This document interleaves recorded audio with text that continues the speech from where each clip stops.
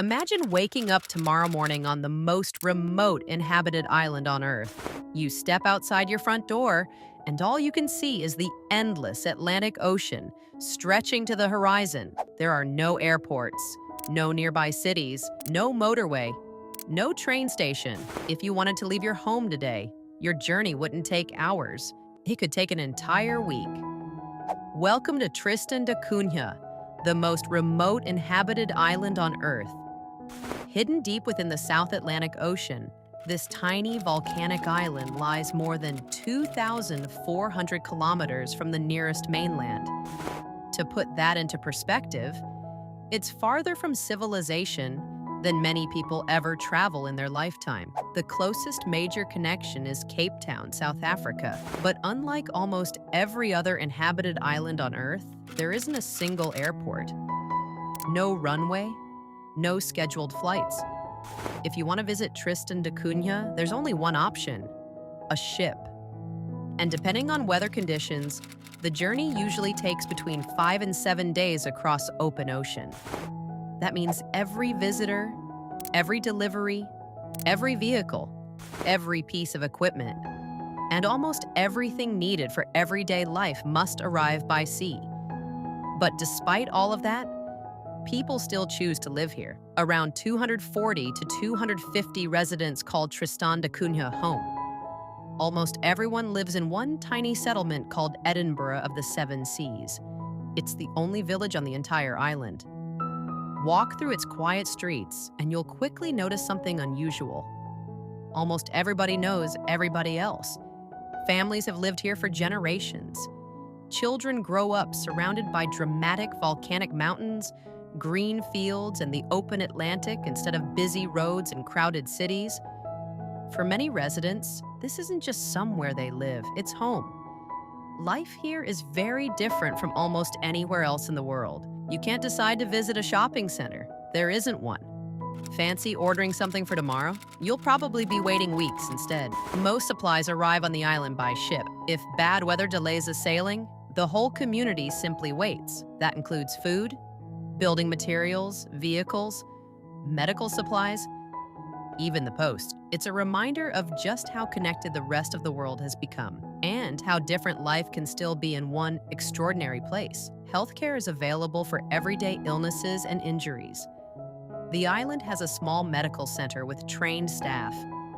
But if somebody develops a serious medical condition, things become much more complicated. Patients often have to be evacuated by ship to South Africa. Depending on weather conditions, that journey itself can become a major challenge. Education also looks very different. Children attend the island's local school, where classes are much smaller than those found in most countries. With such a small population, teachers know every student personally. It's a close-knit community where everyone plays an important role. The island's economy is built around the sea. One of its biggest industries is lobster fishing. The Tristan rock lobster is exported around the world and provides one of the community's most important sources of income. Many residents also work for the local government, maintain the island's infrastructure or farm animals, and grow vegetables. Living remotely means learning to rely on one another. Neighbors help neighbors. Skills are shared. And community comes first. Of course, living in the middle of the Atlantic isn't always peaceful. Tristan da Cunha is actually the summit of a huge underwater volcano. For centuries, it remained quiet. Then, in 1961, everything changed. The volcano erupted. Cracks appeared near the village.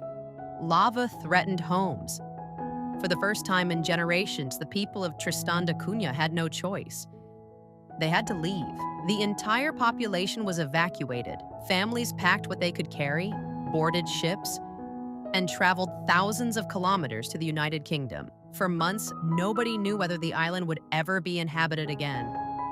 Many people assumed the residents would build new lives elsewhere. After all, why return to one of the most isolated places on Earth? But something remarkable happened.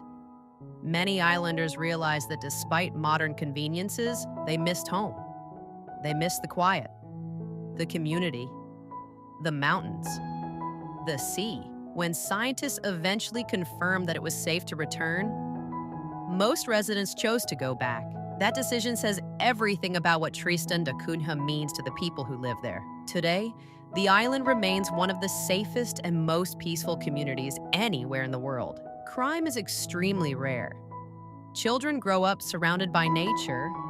Traffic is almost non-existent. Life moves at a slower pace. Of course, modern technology has reached the island. There's internet access and mobile communication. But it isn't the same experience as living in a major city. The island's isolation still shapes everyday life. Visitors often describe Tristan da Cunha as stepping back into a simpler world, one where people know their neighbors, where community matters, and where the ocean, rather than roads or airports, connects people to the outside world. The island is also home to incredible wildlife. Seabirds nest on its dramatic cliffs, seals rest along its shores, and the surrounding waters are among the richest marine environments in the South Atlantic. Strict conservation rules help protect this unique ecosystem for future generations. For most of us, the thought of living somewhere without an airport sounds impossible. No spontaneous holidays, no quick weekend away, no same-day deliveries.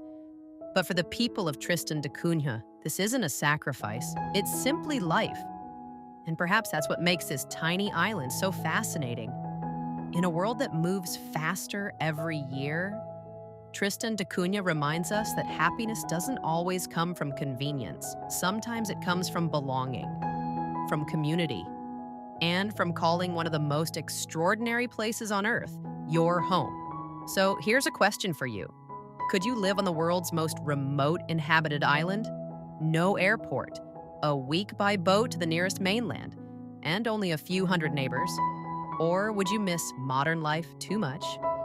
Let me know in the comments. And if you enjoy discovering incredible places hidden around the world, don't forget to subscribe to The Empty Map, because there are still countless places that don't feel real.